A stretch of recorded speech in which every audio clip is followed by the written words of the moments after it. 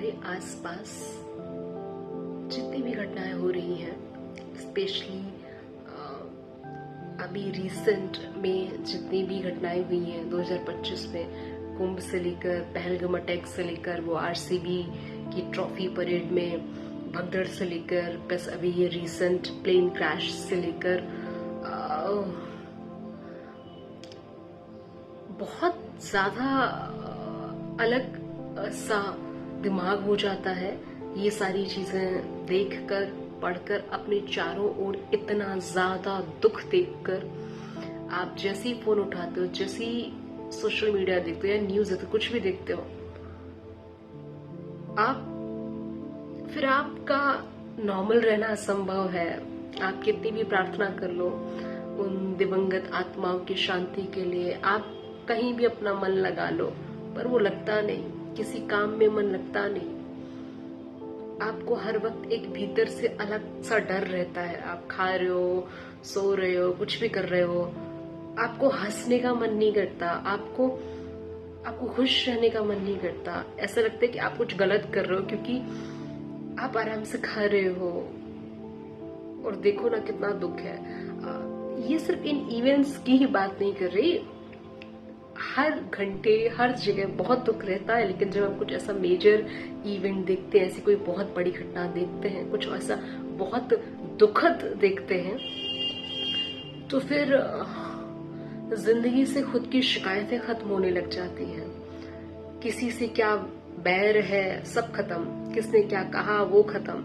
हम फेलियर हैं या सक्सेस है, सब खत्म। कहाँ पहुंचना है, क्या पाना है, जीवन की क्या झंझटें हैं, सब कुछ दिमाग से निकल जाता है और आप पूर्णतः शून्य हो जाते हो, जिसे हम नम होना बोलते हैं। कोई विचार नहीं आता दिमाग में,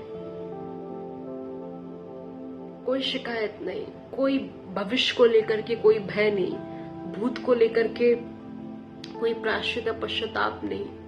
ऐसा लगता है कि जैसे वो उनके साथ हुआ, किसी के भी साथ हुआ। हम जिस क्षण में अभी हैं, जो क्षण हम जी रहे हैं, हमें कैसे पता हमें अगला क्षण देखने मिलेगा। किसी का भी कोई भी क्षण अंतिम क्षण हो सकता है। ये इतना ज्यादा सच है कि इस सच को मानकर, स्वीकार करके जीना बेहद मुश्किल है, बेहद मुश्किल है। लेकिन हम फिर भी जीते हैं क्योंकि हम मर नहीं सकते ना। खुद से कैसे मर जाएं, खुद से कैसे मर जाएं।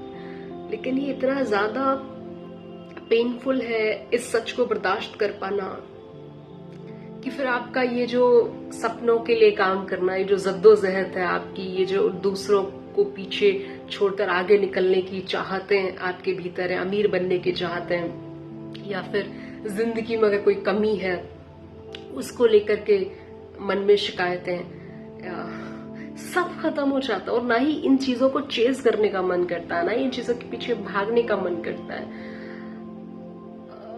मैं नहीं जानती इसका सॉल्यूशन क्या है स्वीकार करने के सिवा।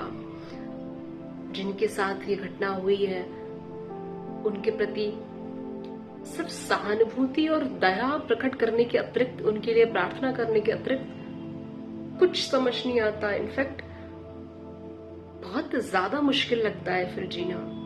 उनकी तो कोई गलती नहीं थी ना। अभी ऐसे आप कैसे बोल सकते हैं कि 242 लोगों के साथ ऐसा इसलिए हुआ क्योंकि ये, फिर आपका ये जो ब्रह्मांड की शक्तियां हैं, जो भगवान है, इन सब से धीरे धीरे जब विश्वास उठने लग जाता है, दिमाग बहुत परेशान हो जाता है। फिर आप भगवान से ही सवाल करने लग जाते हो, ये क्या है कर्म फल। अगर आप ऐसे कुछ भी नहीं बोल सकते ना कि ये उनका पास्ट कर्म, ये सारा ज्ञान, ये सारी बातें नहीं दिमाग में आती, फिर किसी भी चीज पे भरोसा नहीं होता। तो ये इतना ज्यादा जब दुख हम देखते हैं ना अपने आसपास, इतना ज्यादा दुख देखते हैं ना, फिर समझ ही नहीं आता कि अभी कैसे अभी जीना है। फिर आप खा रहे हो, सो रहे हो, दैनिक दिनचर्या की जो भी चीजें वो आप कर रहे हो, लेकिन बैक ऑफ द माइंड बस वो थॉट चलता रहता है कि इतना दुख है, इतना दुख है, ओ बाप रे इतना दुख है। किस उम्मीद से इंसान को जीना चाहिए, क्या मोटिवेशन होना चाहिए। ये जो हम फिर कोई भी बात सुनने, समझने, personal development, motivation, inspiration, success, यहाँ पहुंचना, वहां पहुंचना, हाँ ये सारा सिर्फ शोर मात्र लगता है।